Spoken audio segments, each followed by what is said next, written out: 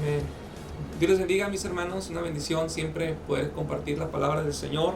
El día de hoy vamos a continuar con el libro de Apocalipsis, capítulo 6. Ahí nos quedamos. Y pues un saludo a cada uno de ustedes, hermanos, amigos que nos escuchan por ahí, de donde quiera que usted está. Soy su amigo, Pastor Natanael López. Muy bien, el día de hoy vamos a adentrarnos a la palabra del Señor. Y capítulo 6, yo te invito a que me acompañes en tu Biblia. Vamos a estar estudiando.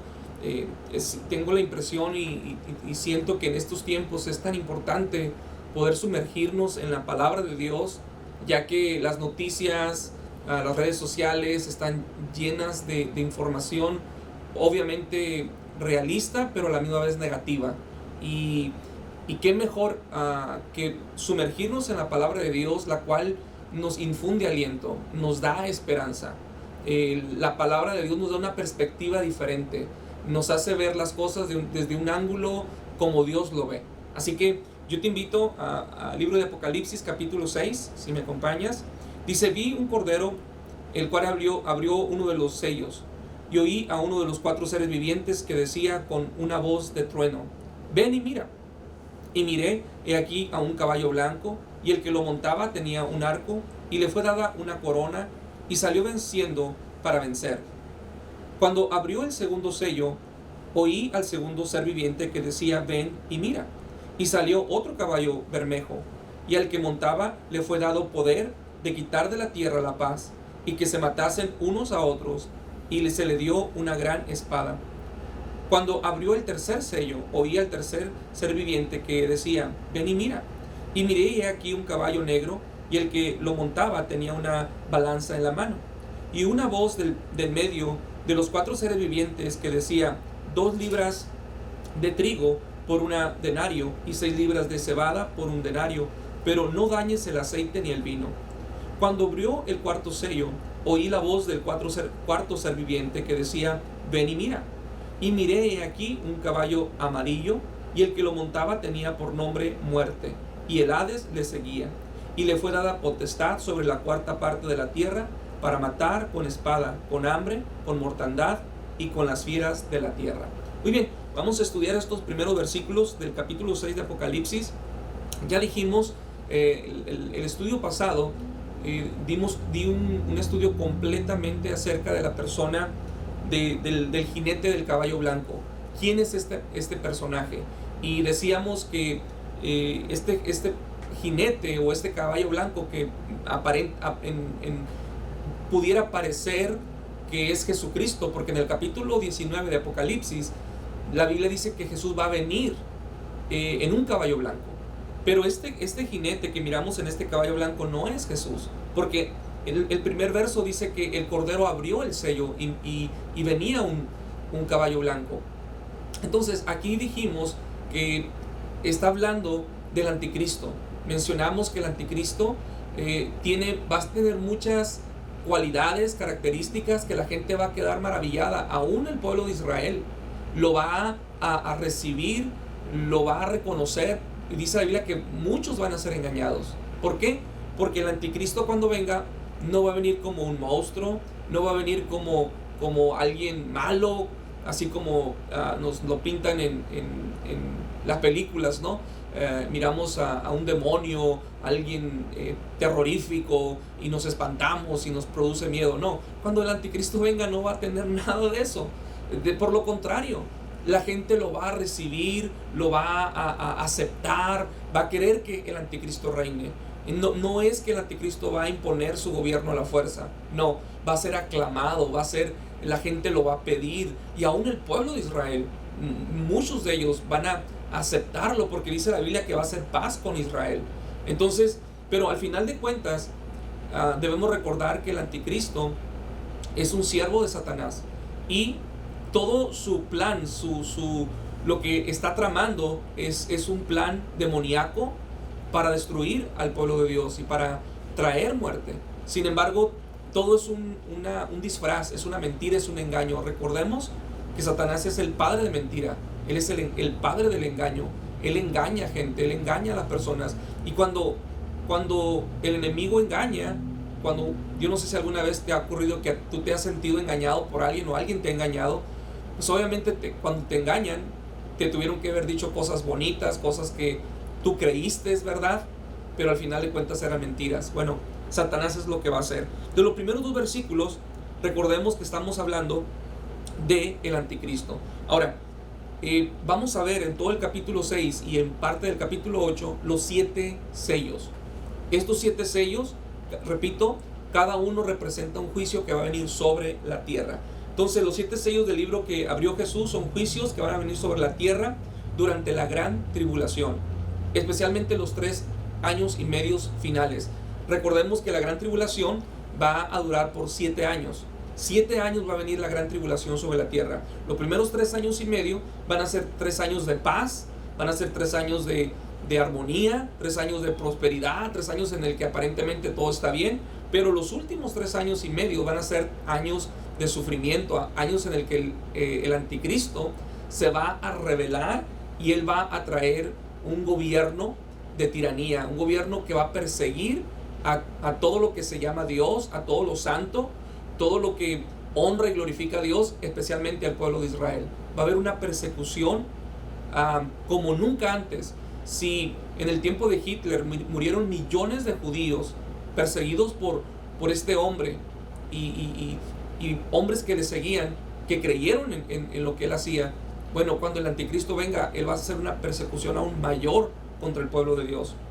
Mateo capítulo 24, verso 22 dice: si aquellos días no fueren cortados, nadie sería salvo, pero serán acortados por causa de los escogidos. Es decir, si nosotros miramos la historia, en las dispensaciones, por ejemplo, el tiempo de la ley, el tiempo de las promesas, el tiempo de la creación, el tiempo de la gracia, todas estas son periodos de largo tiempo, de muchos años.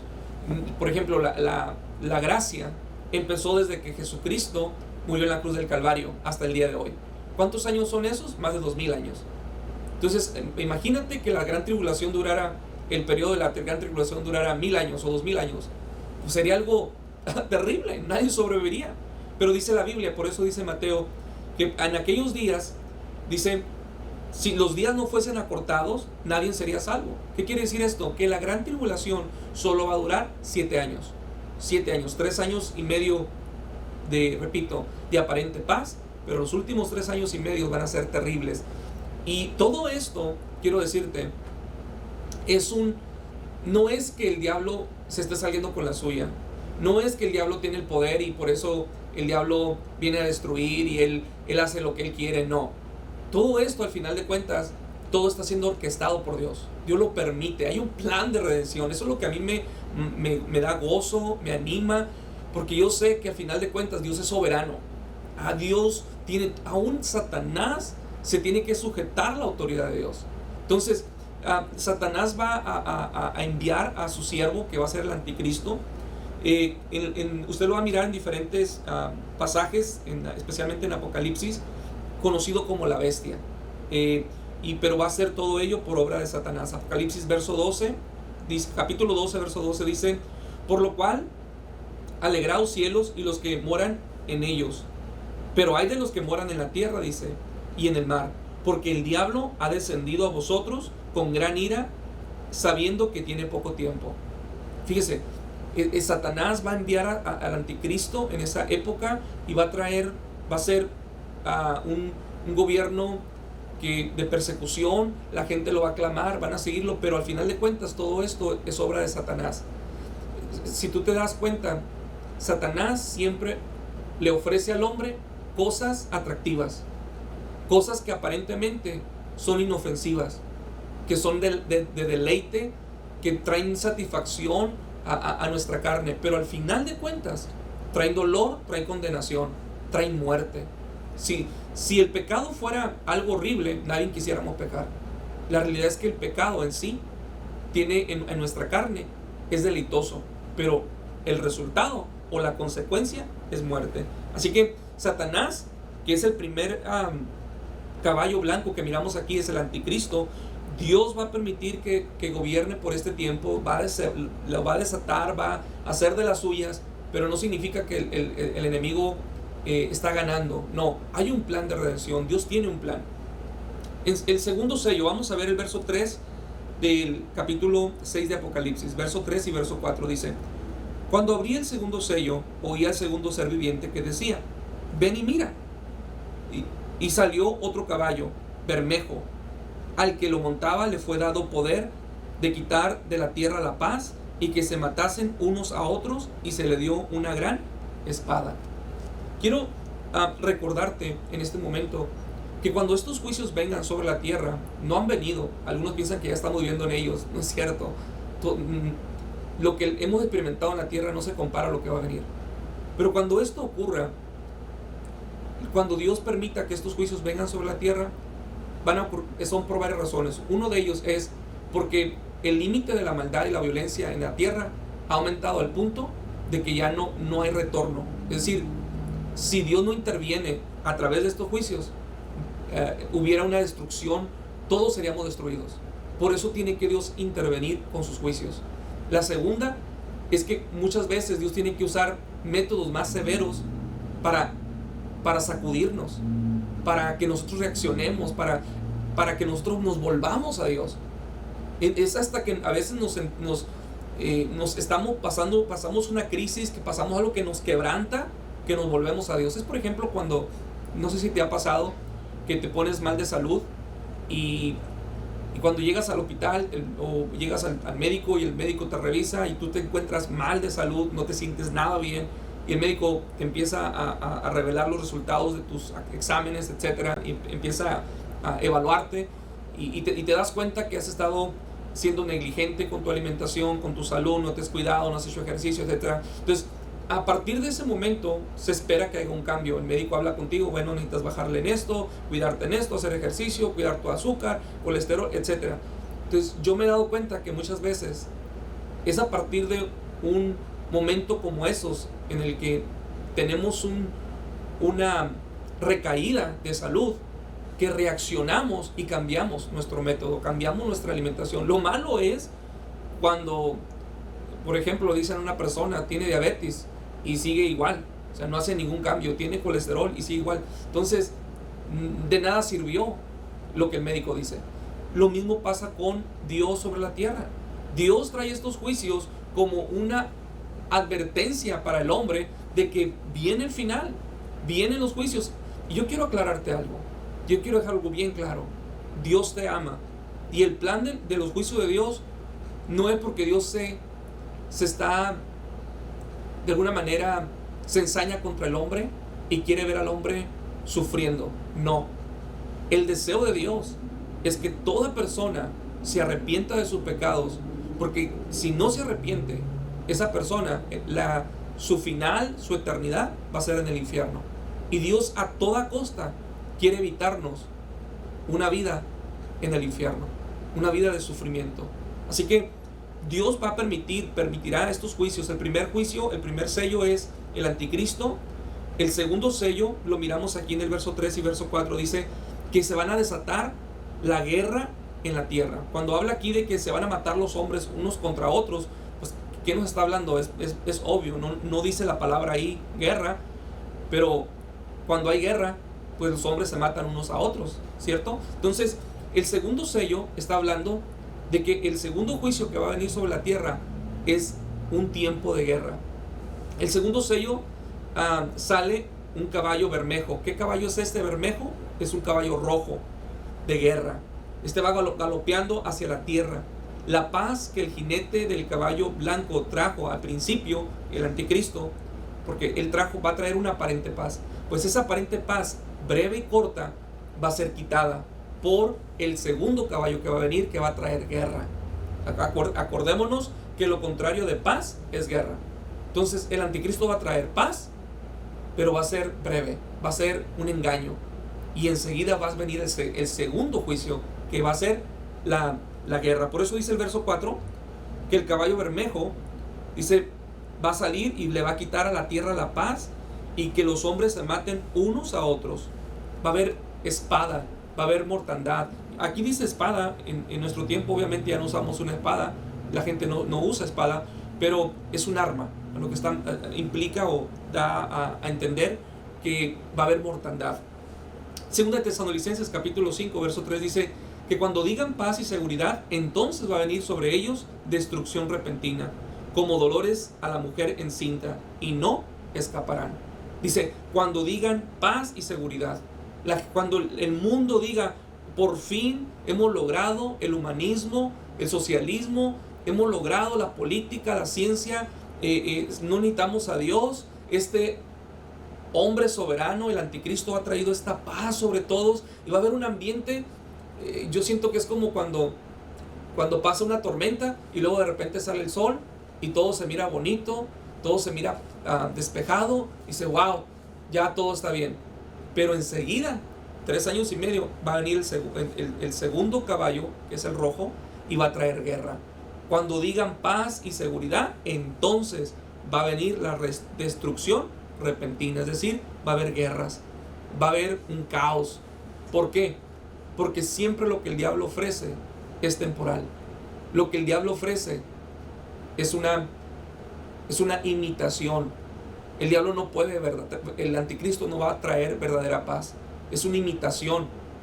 ¿Por qué? Porque el único que puede traer verdadera paz es Jesucristo. ¿No te parece muy conocido esta frase, esto que estoy mencionando? ¿Que acaso no son lo mismo que hacen los candidatos hoy en día que están luchando por un puesto, un cargo en la política? ¿No te ha tocado escuchar a algún político que dice, si ustedes votan por mí, ya no va a haber violencia? Si ustedes me escogen y yo quedo como presidente o como gobernador, el crimen va a disminuir, va a haber paz. Y todas estas son, de alguna manera, promesas, y la gente pues quiere eso. ¿Quién no quiere un mundo lleno de paz? ¿Quién no queremos un mundo donde no haya violencia? Claro que sí, pero para ser sinceros, no hay ningún gobernante, no hay ningún hombre que pueda traer una verdadera paz sobre esta tierra. Solamente hay uno que lo va a hacer, y es Jesucristo. Es más, ni la iglesia lo vamos a hacer, porque Dios no nos envió a establecer la paz. Dios nos envió a predicar el evangelio. Jesucristo, esa tarea de traer la paz sobre la tierra, Jesús lo va a hacer. Pero la iglesia no va a traer eso. La iglesia trae salvación. La iglesia presenta a Jesucristo. La iglesia le habla al pecador que se tiene que arrepentir. Pero el que va a traer la paz verdadera es Jesucristo. Así que no existe ninguna persona que pueda cumplir con dicha promesa. Solo hay uno, y es Jesucristo, el Hijo de Dios. Él traerá verdadera paz. Ahora yo quiero decirte algo. No quiero sonar muy negativo y a nuestro presente y trágico, ¿verdad? Quiero darte una esperanza. Jesús dijo, allá en Juan capítulo 14, verso 27, mi paz les dejo, mi paz les doy. No como el mundo la da, yo las doy. Dice, no se turbe vuestro corazón, ni tengan miedo. Jesús, aquel que está en Cristo, aquel que está en Jesús, no tiene por qué tener miedo. Hoy en día hay muchas personas que están viviendo con temor, con miedo por todo lo que estamos viviendo, por lo que estamos pasando.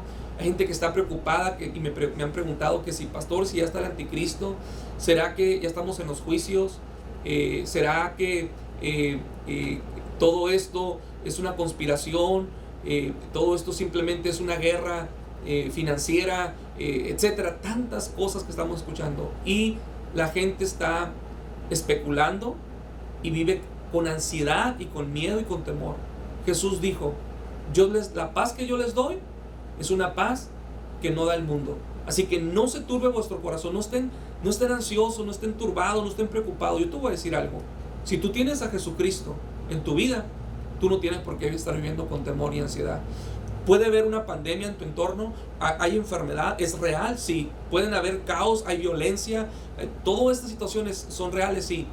Pero en mi interior, desde mi interior, surge una paz que viene de Dios. Esa misma paz que experimentaron los discípulos, aun cuando eran ellos una iglesia perseguida. Aun cuando la iglesia pasó por persecución, cuando sufrieron por Jesucristo, pero había en ellos una paz de parte del cielo. Yo quiero decirte que esta paz que viene del cielo de Dios, no tenemos que esperar a cuando Cristo venga. Ya habita en nosotros porque Jesucristo vive en nosotros. Así que yo te quiero invitar, si tú vives con ansiedad, hermano, hermana, amigo, Tú necesitas entregarle toda tu ansiedad a Jesús, toda tu miedo, toda tu turbación, y decirle: Señor, yo no puedo, yo no quiero vivir así. Yo quiero tu paz, porque Jesús la prometió, y si Jesús promete algo, es porque Él lo va a dar. Tú no tienes por qué dormir ansioso, preocupado, temeroso. No. Reclama las promesas de Dios. Hazlas real en tu vida, pero tú tienes que creerlas y apropiarte de ellas. Yo no me puedo apropiar de ellas por ti. Yo no puedo hacer que estas vengan sobre tu vida, ni siquiera porque ore por ti y ponga mi mano sobre ti. No. Hay cosas que solo tú vas a apropiarte de ellas. La paz de Jesucristo es una realidad. Yo puedo vivir con ella en medio de nuestro entorno, de la necesidad financiera, del trabajo, de lo que está pasando, de la enfermedad, de cualquier crisis que venga. Jesús nos da esa paz. Vamos a avanzar. Quiero que me acompañes cuando dice, el verso 5 dice: cuando abrí el tercer sello. Vamos a ver qué es lo que dice el tercer juicio. El tercer sello dice: oí al tercer ser viviente que decía: ven y mira. Y miré aquí un caballo negro. Ahora miramos un caballo negro. Y el que lo montaba tenía una balanza en la mano. Dice: oí una voz en medio de los 4 seres vivientes que decía: 2 libras de trigo por un denario, y 6 libras de cebada por un denario, pero no dañes el aceite ni el vino. Así que aquí miramos en estos 2 versículos, básicamente el tercer sello, si tú te das cuenta, está hablando de comida. Habla del trigo, habla de la cebada, del vino, del aceite. Lo que está hablando el tercer sello es que va a venir una grande hambruna. El color negro, este caballo del color negro, indica el color de luto, el color de hambruna, de hambre que va a venir sobre la tierra. Se aproxima, se avecina un tiempo de tal manera que va a haber mortandad, va a haber gente que va a morir. Ahora, yo sé que hoy en día, estudiando acerca del hambre, hoy en día mucha gente muere en muchos países. Es triste decirlo, pero es una realidad. Gente muere por hambre. Hay muchos países que la comida no es suficiente. Pero lo que se avecina en aquel tiempo no se compara a lo que hoy estamos viviendo. Este juicio que va a venir, igual, es un juicio que vendrá sobre la tierra. Se dice que la necesidad de la población es mucho mayor que el poder de la tierra para producir lo necesario para generar los suficientes alimentos para satisfacer a todos los seres humanos. Por eso la preocupación de los gobiernos hoy en día. Por eso en muchos países están limitando a las familias de los hijos que tienen. Porque una de las cosas que el mundo se preocupa o están atemorizados es: no podemos alimentar a tanta gente. Sin embargo, hermanos, repito, nuestra confianza, nuestra seguridad está en Dios. Usted y yo sabemos que nuestro proveedor es Dios. Él proveerá conforme a sus riquezas en gloria. Pero en el tiempo de la gran tribulación, uno de los juicios que va a venir, el tercero, es el caballo negro. Este caballo negro es el hambre, es la hambruna, es que gente va a tener necesidad de comer, pero no va a haber comida. En Segunda Libro de Reyes hay una historia ahí que a mí me impacta mucho cuando la leo. Capítulo 6, verso 24. Y esta historia dice en el capítulo 6, verso 24, que vino una gran hambruna, vino un tiempo grande dice: y hubo una gran hambre en Samaria a consecuencia de aquel sitio, tanto que la cabeza de un asno se vendía por 80 piezas de plata, y la cuarta parte de un cap de estiércol de paloma por 5 piezas de plata. Dice: y pasaba el rey de Israel por el muro, una mujer le gritó y le dijo: salve el rey, señor mío. Y el rey le dijo: no te salva Jehová. ¿De dónde pues te puedo salvar yo? ¿Del granero o del lagar? Es decir, estaba siendo sarcástico. Si Dios no te salva, ¿cómo te voy a salvar yo? ¿De dónde te voy a salvar? Yo no tengo nada para salvarte. Verso 28 dice: y el rey le dijo: ¿qué tienes? Ella le respondió: esta mujer me dijo: da acá a tu hijo y comámoslo hoy, y mañana comeremos el mío. Verso 29: cocimos pues a mi hijo y lo comimos. El día siguiente yo le dije: da acá a tu hijo y comámoslo. Mas ella ha escondido a su hijo. Cuando el rey oyó las palabras de aquella mujer, rasgó sus vestidos.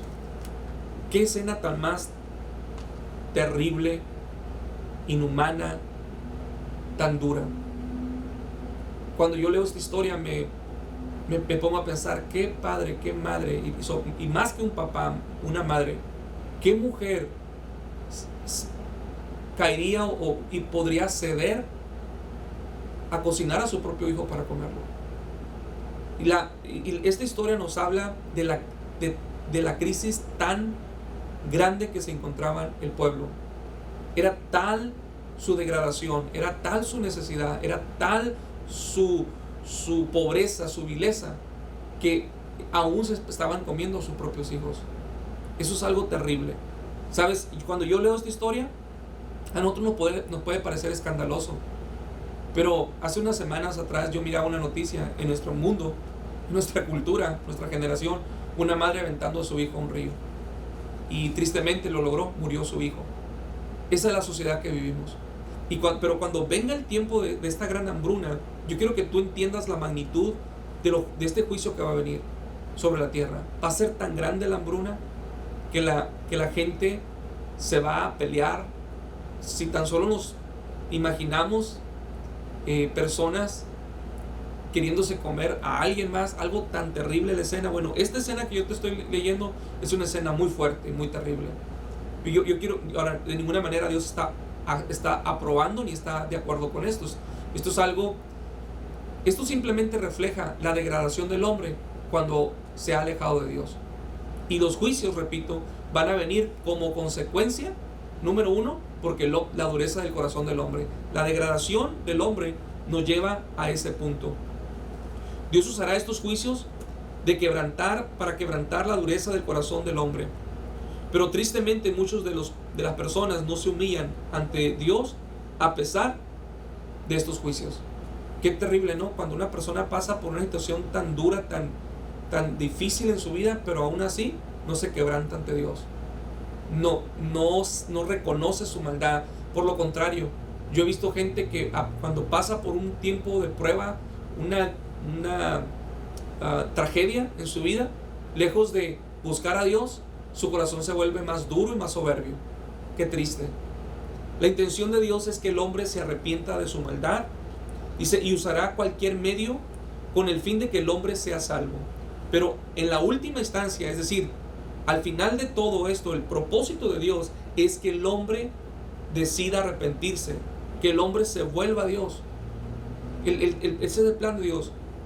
Ahora, Dios puede hacer todo lo que Dios quiere, Él pueda y quiere para acercarnos, dice su palabra. Vuélvenos a ti, Dios, y nos volveremos. Dios puede usar cualquier medio para que nosotros nos volvamos a Él. Pero al final de cuentas, la decisión es nuestra. Yo decido, o me humillo a Dios, me quebranto ante Él, le pido perdón, reconozco mi maldad, o simplemente lo rechazo.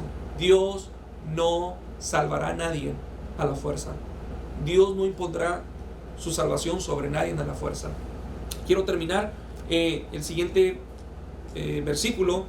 Estamos ahí en Apocalipsis capítulo 6, y los últimos versículos, verso 7 y 8, dice: cuando abrí el cuarto sello, oí la voz del cuarto ser viviente que decía: ven y mira. Verso 8 dice: y miré aquí un caballo amarillo. Ya miramos el caballo blanco, el rojo, el negro, y ahora vamos a ver un caballo amarillo, dice. Y el que lo montaba tenía por nombre Muerte, y el Hades le seguía, y le fue dada potestad sobre la cuarta parte de la tierra, para matar con espada, con hambre, con mortandad y con las fieras de la tierra. Aquí miramos los últimos versículos que vamos a estudiar hoy. Estos versículos aquí nos hablan del cuarto sello, del cuarto juicio que va a venir sobre la tierra durante la gran tribulación. Aquí se describe una enfermedad, especialmente una enfermedad, es decir, una pandemia, porque va a ser algo mundial, una plaga de proporción catastrófica que va a consumir una cuarta parte, aquí lo dice, una cuarta parte de la población de la tierra.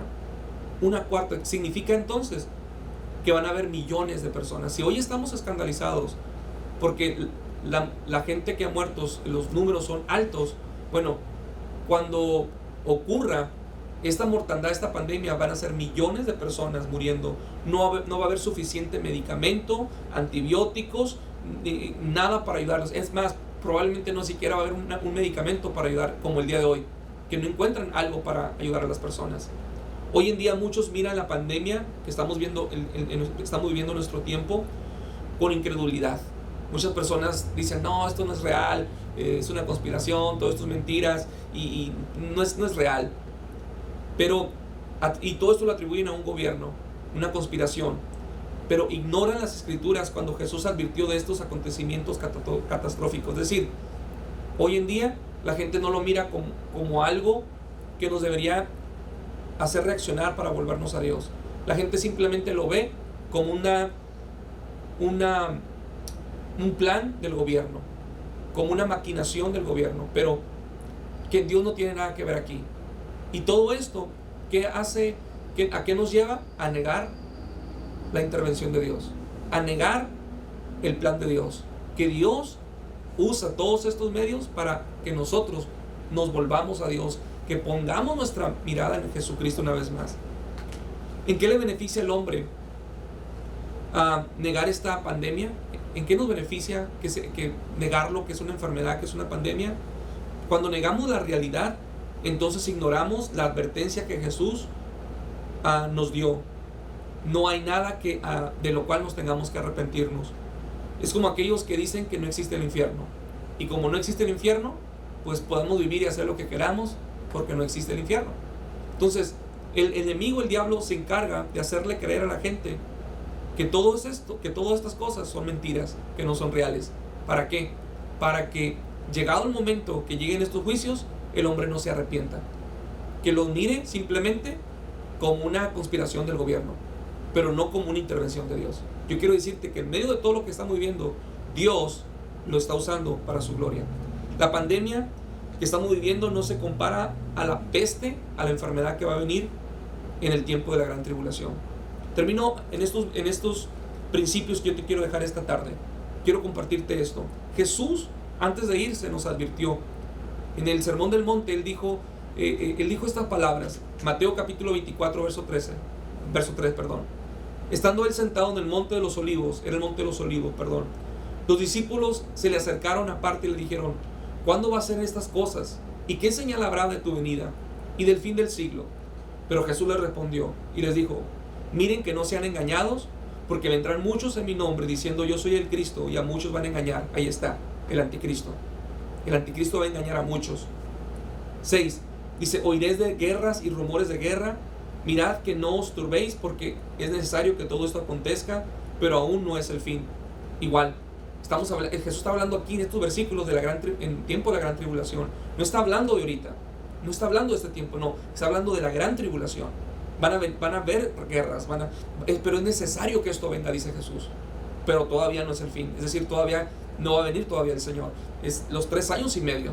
Entonces continúa Jesús diciendo: pero aún no es el fin. Dice verso 7: porque se levantará nación contra nación, ahí está la guerra, reino contra reino, y habrá pestes, ahí está, enfermedades, hambre, el caballo negro, y terremotos en diferentes lugares, y todo esto será principio de dolores. Si la gente ahorita piensa que todo lo que estamos viviendo y los juicios que van a venir, la hambruna, las pestes, las guerras y toda mortandad, si pensamos que eso es terrible, la Biblia dice todo eso es principio de dolor, porque lo peor que el hombre va a experimentar es el infierno. Hermano, ¿cómo no nos vamos a decirle a Dios gracias porque Jesús nos ha rescatado de los juicios venideros? ¿Cómo no vamos a vivir para el Señor? ¿Cómo no vivir adorándole y exaltándole? Por su misericordia somos salvos de todas estas cosas. No es que somos mejores que las personas que van a pasar por aquí, no, pero es que por su misericordia Dios nos ha salvado, y nosotros sabemos que nuestro destino no son los juicios, ni es el infierno, sino es reinar con Jesucristo. Así que, aunque el enemigo engañe a muchas personas, no te dejes engañar. No debemos turbarnos ni llenarnos de temor.